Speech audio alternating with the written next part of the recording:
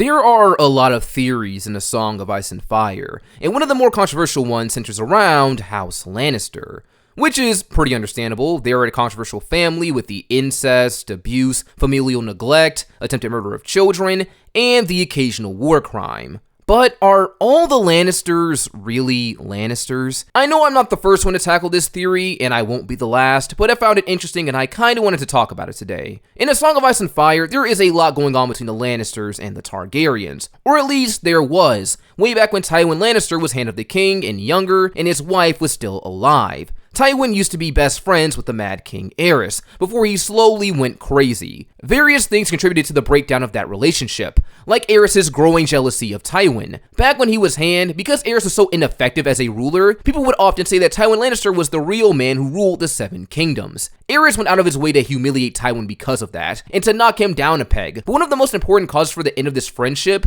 was Tywin's wife, Joanna. Joanna was pretty much the love of Tywin's life, and the only one who could make him smile, and the only one to know the man beneath the armor. But King Aerys also had a thing for Joanna Lannister. It's even rumored that he took her virginity, and that she was actually his paramour before she married Tywin.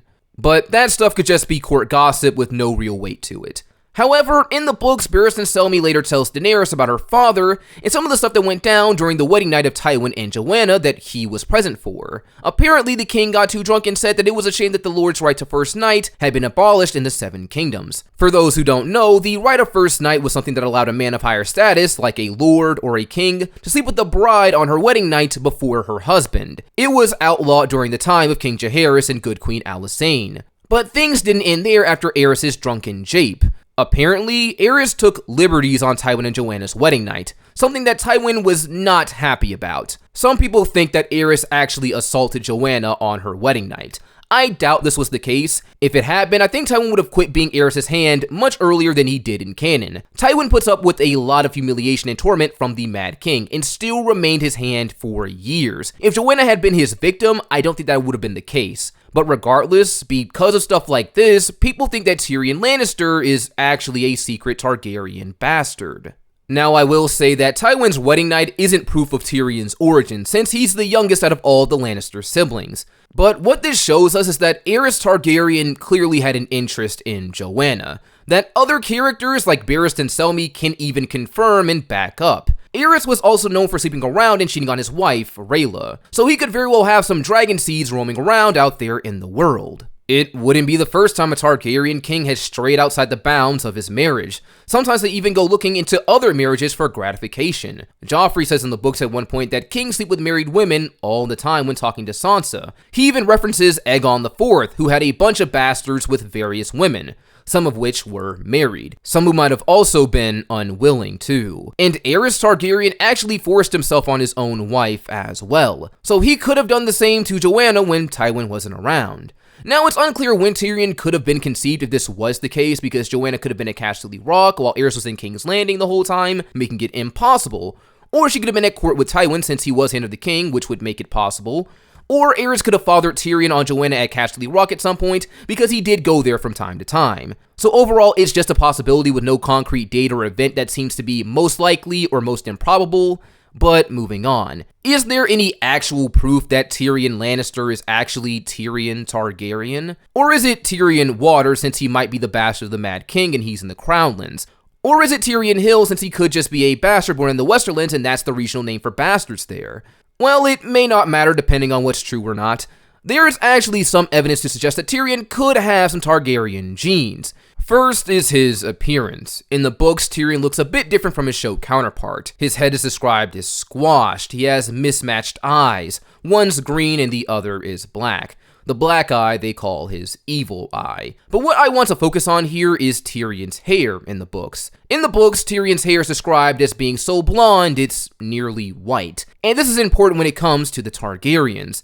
In the books, their hair isn't simply described as white. It's often described as silver blonde or silver gold. Tyrion comes from a house of gold, so there might be something there. This silver gold hair is a trademark of the Targaryen family. See Daenerys, Viserys, all the Targaryens in House of the Dragon.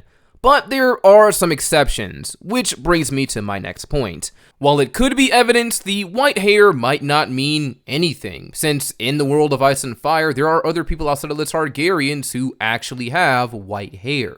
A lot of them live in Essos, like the people from Lys. Some of them have white hair, but that doesn't mean that they're related to the Targaryen family. And then there are dark-haired Targaryens as well, like Jon Snow, the son of Rhaegar and Lyanna, but you never told that he was a Targaryen prince at first glance. So while Tyrion's hair could mean something, it could just as easily be irrelevant.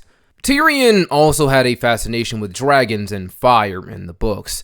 He dreamed about having a dragon, and Targaryens are known for having dragon dreams. But those dreams are usually prophetic in nature, and this could just be the average daydream of a child.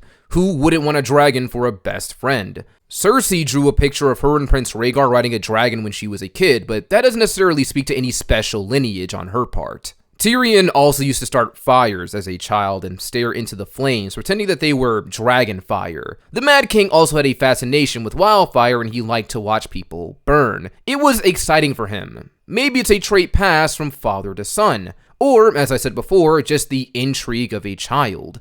Another thing that could point to Tyrion being the Mad King's son is Tywin.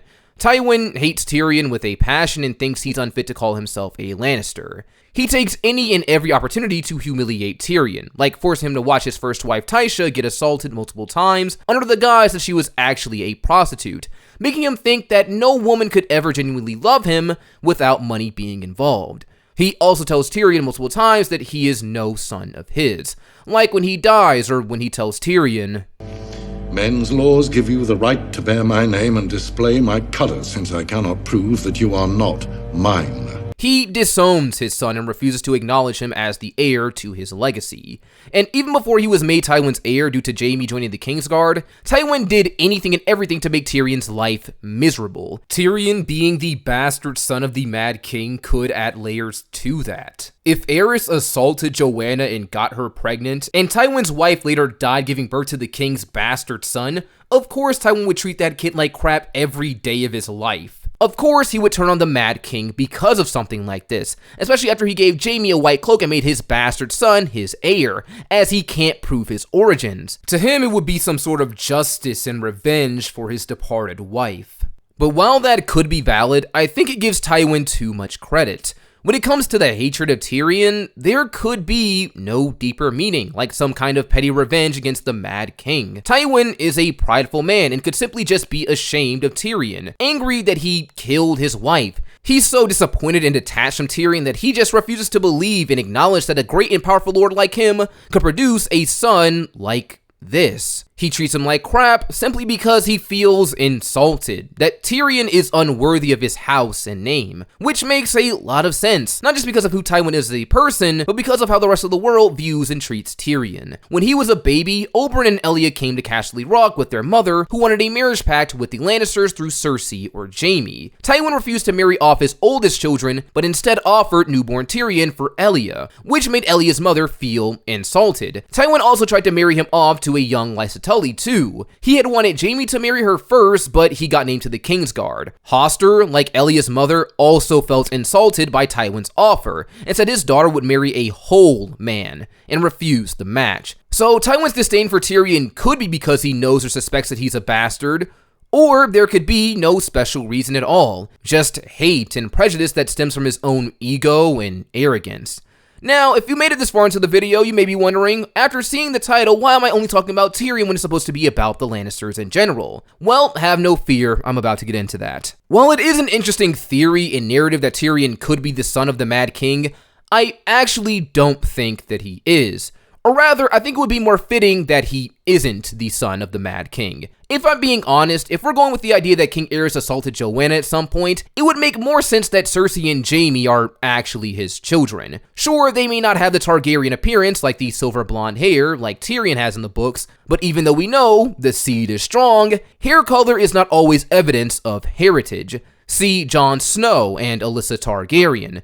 In the books, she's a Targaryen princess, but instead of having white hair, it's dirty blonde. So other genes can win out over the Targaryen ones. And there could actually be some hints in the books that Cersei is the Mad King's daughter. In Book 1, A Game of Thrones, Ned remarks that Cersei's eyes burn like green fire against the dusk. Wildfire also burns green, and Aerys had a fascination with it. And as she gets crueler, Cersei also has a fascination with wildfire, and even starts talking about burning people. When describing Cersei, Jaime even says that his sister is all wildfire. In these moments, Jaime even thinks that Cersei reminds him of Aerys Targaryen. When Cersei starts talking about burning people, he says that she sounds like Aerys. And when he looks her in the eyes, he even says that she reminds him of Aerys because they have the same look. Now, it could just be because they have similar personalities and mindsets, but maybe it could be something deeper, something more personal, a sign that these similarities could be more.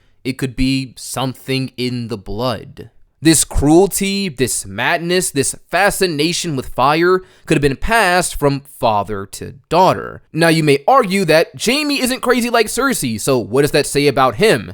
But we've seen how children don't have to resemble their parents to be related. I mean, think about Rhaegar Targaryen. He's the son of the Mad King, and yet so many people seem to revere and respect him, love him even. He seemed good, and the only real complaint people had about him was what happened with Lyanna. Daenerys is also kind of comparison to her father. She doesn't just come out of the womb wanting to burn people even when she gets her dragons. Even her brother Viserys isn't cruel like Aerys, or at least he wasn't to start out with.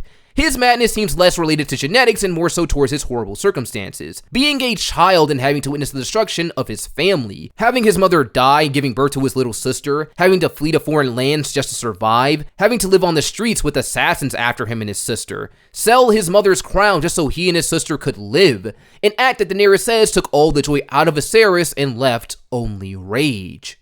So, all of this is to say that, while such things can be used as evidence, people don't necessarily have to resemble someone in body or principle to be related to them. Cersei and Jaime could be the Mad King's kids, and just so happen to take after their mom Joanna like Jon did with Lyanna. It feels like a twist that I could see George making. It would be so ironic and tragic for a lot of the characters. Back when Aerys was looking for a wife for Prince Rhaegar, he wanted him to have a Valyrian bride. He turned down the Lannisters when Cersei was offered because he thought that they weren't good enough. But if Cersei was actually Rhaegar's half-sister, she would have actually been the best candidate to marry Rhaegar by Aerys' standards, since she would have been his daughter. Then imagine what this would also mean for a character like Tywin. He knocks Tyrion down at every opportunity because he's unworthy of the Lannister name. But if Cersei and Jaime, Tywin's pride and joy, were actually Targaryen bastards, his legacy that he prided himself on so much would be a lie. That thing he uses to justify the terrible things that he does for and to his family would be meaningless. And let's take it a step further. Imagine if Tyrion was actually his only son, his only real child with his wife, Joanna. Yet he treats him like trash for years for not being a true Lannister, while unknowingly propping up bastards at every given opportunity. It would add another layer of tragedy to Tyrion's story. Not only being a child denied by his father, but being his father's only child and being denied all the same. Imagine if Casterly Rock was always his. Out of all of his siblings, he's the one real Lannister, and yet he's the one who's admonished, isolated, and treated like dirt. This twist also adds more layers to the relationship of Jaime and Cersei. One of the biggest things about them is their incest, that everyone agrees is gross. There were times even Jaime and Cersei began to doubt their relationship, and to comfort each other, they would often say the Targaryens used to wed brother to sister for generations to keep the bloodline pure. It was their justification for it.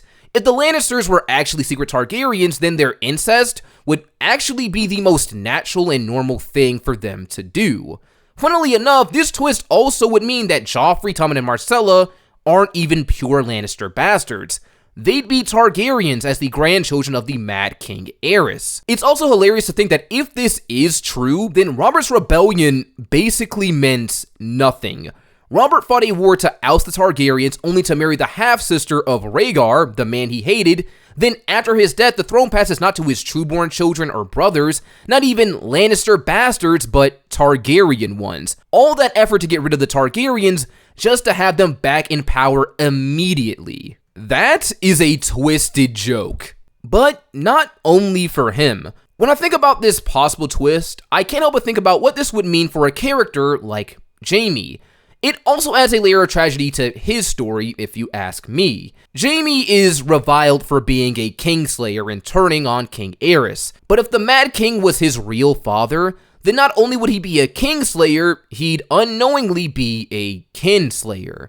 Kinslaying is one of the most hated crimes in Westeros, and they say there is no man so accursed as the kinslayer. And Ygritte in the book says that the gods hate kinslayers, even when they kill unknowingly. So maybe every bad thing that's happened to Jaime, like losing his hand, is some sort of cosmic karma for killing his father. We do know that there are higher powers in the world of Ice and Fire, so maybe there is something to that. Also, if Jaime is the Mad King's son, this means that in a way, he also aided in the destruction of his own family.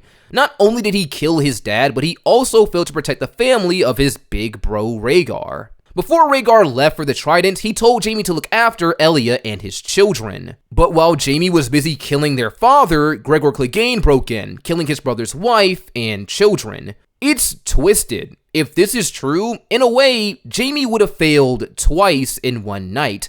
He not only fails as a Kingsguard, but he also fails as a brother, stabbing his dad in the back and letting his brother's family die. Imagine if Jaime found that out in the story. He already regrets not protecting Elia and the kids. It haunts him.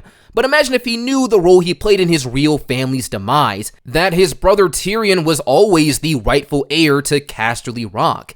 It would be intense, but at the end of the day, it is just a theory. There is some evidence to support this stuff, at least if you decide to read into it. The Lannisters could be secret Targaryens, or they could just be what they are. Another noble family full of angry blonde people who sometimes practice incest. You guys let me know your thoughts down below though. I hope you guys enjoyed this video. Don't forget to like, subscribe for more, and I will see you all next time.